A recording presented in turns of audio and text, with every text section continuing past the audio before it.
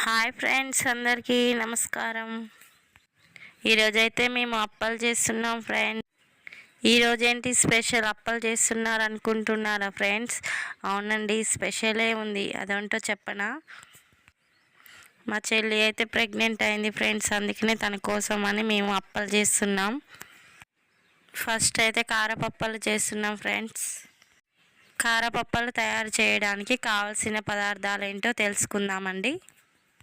ముందుగా పిండి బేసన్లో వేసుకొని సరిపడ కారం, కొంచెం జీలకర్ర, నువ్వులు, నానబెట్టిన శనగలు మరియు పెసరపప్పు వేసుకొని బాగా పిండి మిశ్రమంలో కలుపుకోవాలి ఫ్రెండ్స్. ఆ తర్వాత కొంచెం వాటర్ వేసి కొంచెం వాటర్ పోసుకుంటూ పిండి మెత్తగా కలుపుకోవాలి ఫ్రెండ్స్.